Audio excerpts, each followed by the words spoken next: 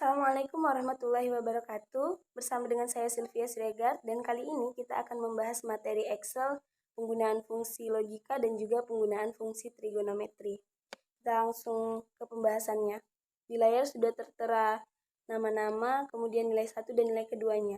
Jadi untuk yang pertama kali kita harus tentukan itu adalah rata-rata atau average. Rumusnya sama dengan, untuk rumus ini selalu dimulai dengan sama dengan dan huruf caps lock atau kapital. Jadi kembali ke rumus rata-rata itu sama dengan, kemudian average, buka kurung, kemudian blok nilai 1 dan nilai 2, kemudian enter. Setelah muncul nilai rata-ratanya, untuk agar kita lebih mudah, teman-teman bisa blok ke bawah melalui di titik sudut kanan bawah seperti ini. Blok ke bawah. Nah, kemudian nanti muncul nilai-nilai rata-rata yang lainnya. Selanjutnya adalah fungsi true and false. Jadi true itu untuk menyatakan nilai yang benar dan false itu untuk menyatakan yang salah. Nah, di sini rumusnya sama dengan, kemudian buka kurung. Nah, di sini yang kita ingin ketahui adalah apakah benar bahwa nilai 1 lebih besar daripada nilai 2. Di sini dia dikatakan true. Benar bahwa nilai 1-nya ini lebih besar dari nilai 2-nya. Blok saja lagi ke bawah. Di sini ada yang false karena nilai 1-nya tidak lebih besar dari nilai keduanya. Kita lanjut ke fungsi if. Jadi fungsi if atau jika ini dimulai dengan sama dengan, kemudian if, maaf kalau ada gangguan suara ya teman-teman. Kemudian buka kurung, jika nilai rata-ratanya lebih besar atau sama dengan 75, tutup kurung, titik koma, maka tanda kutip dia dikatakan lulus. Titik koma lagi, sisanya tidak lulus.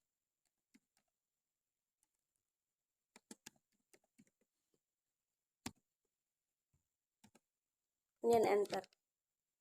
Nah, di sini dikatakan lulus karena benar rata-ratanya lebih besar atau sama dengan 5. Kita blok. Oke.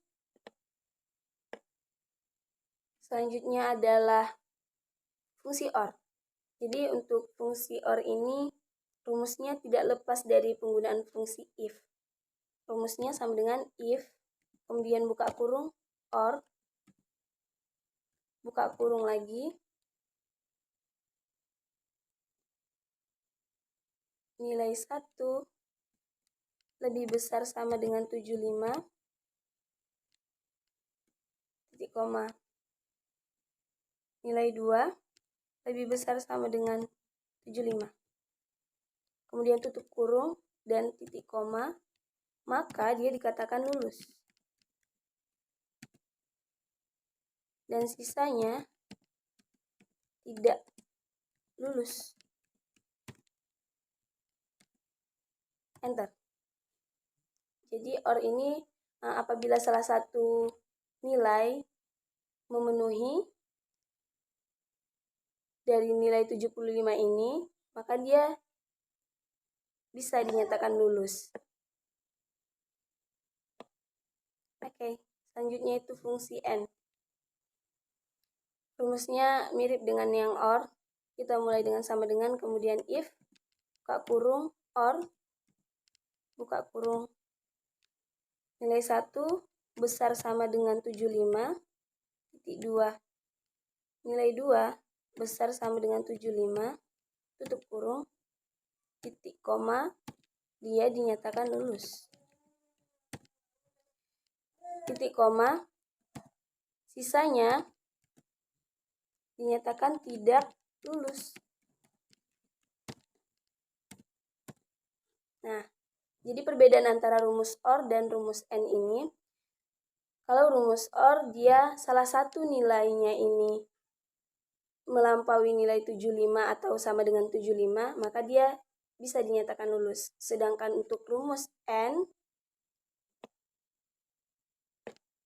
hanya apabila kedua-dua nilai itu memenuhi 75, baru dia bisa dikatakan lulus. Oke, yang terakhir itu fungsi not. Kita mulai dengan sama dengan, kemudian if, buka kurung, not, buka kurung, nilai 1 besar nilai 2, tutup kurung. Titik koma, dia dinyatakan benar.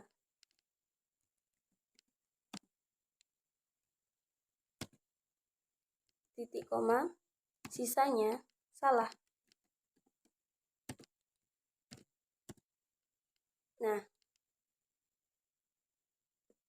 jadi fungsi not ini penggunaannya untuk mengetahui apakah nilai yang pertama itu tidak lebih besar dari nilai kedua. Di sini dia dikatakan salah karena benar bahwa nilai satunya itu lebih besar dari nilai kedua. Dia bukannya tidak lebih besar, dia lebih besar. Maka dia di sini dikatakan salah. Oke, yang selanjutnya adalah materi fungsi trigonometri.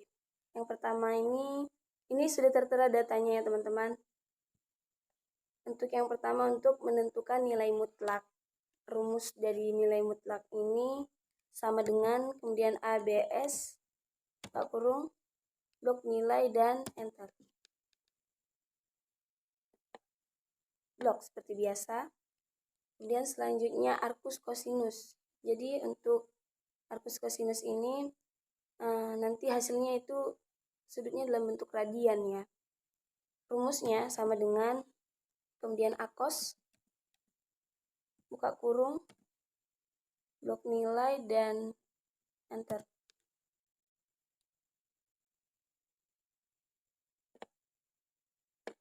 Nah, kalau kita ingin tahu sudutnya dalam bentuk derajat, kita bisa pakai rumus degrees, sama dengan kemudian degrees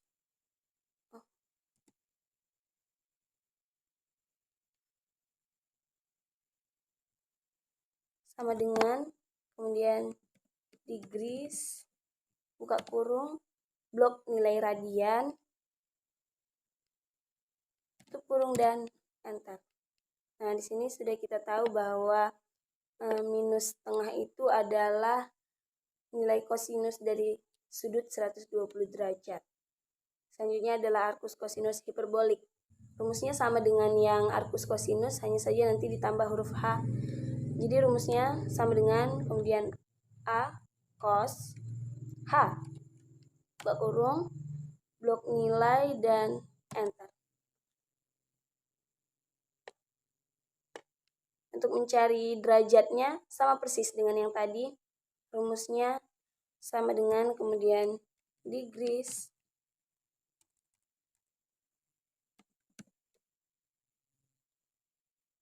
buka kurung, blok nilai, dan enter.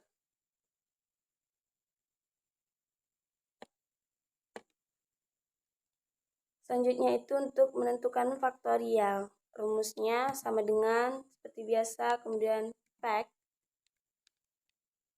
buka kurung, blok nilai, dan enter.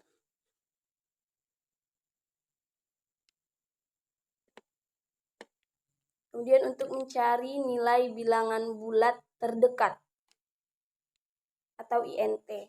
Rumusnya sama dengan kemudian INT, buka kurung, blok nilai, dan enter. Nah, di sini kita dapati hasilnya itu 23. Itu nilai terdekat daripada 23,3. Seperti membulatkan bilangan bulat.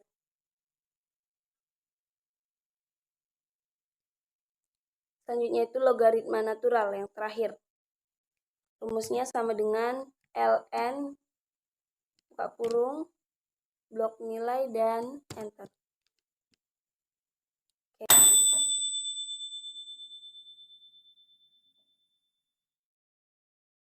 Assalamualaikum warahmatullahi wabarakatuh. Bersama dengan saya Sylvia Sregar. Dan kali ini kita akan membahas rumus Excel validitas. Langsung aja kita ke pembahasannya ya. Nah, teman-teman bisa lihat di layar itu ada 15 orang responden atau siswa dan ada 10 soal pilihan berganda. Ini soalnya ini teman-teman. Yang ini adalah respondennya. Jadi yang pertama kali kita harus tentukan itu jumlahnya dulu. Rumusnya sama dengan sum, kemudian blok, seperti yang teman-teman lihat pada layar aja ya. Enter.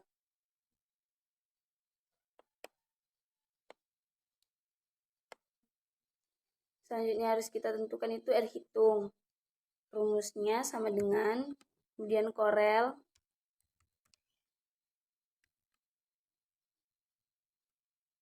kurung, blok kolom nilai soal 1, titik koma, kemudian blok kolom jumlah.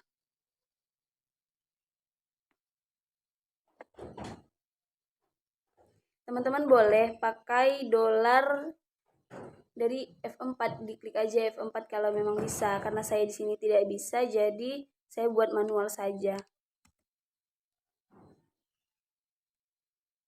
Seperti ini.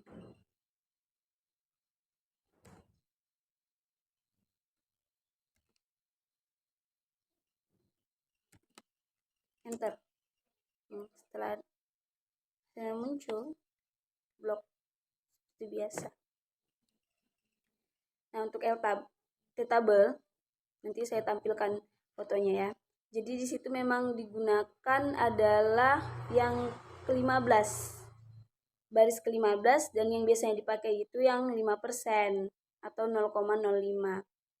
Jadi di sini bisa langsung diklik aja 0, ini memang sudah ketentuan ya teman-teman, 514. Nah, untuk hasilnya kita pakai rumus if sama dengan, kemudian if kurung, jika R hitung lebih besar daripada T-table,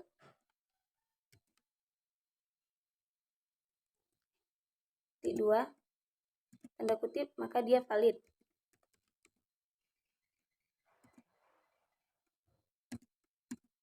Buka titik koma, tanda kutip lagi, tidak valid.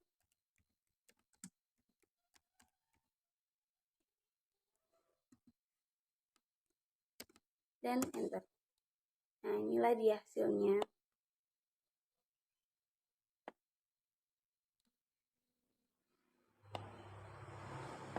Nah, itu saja pembahasan materi kita kali ini, yaitu uji validitas.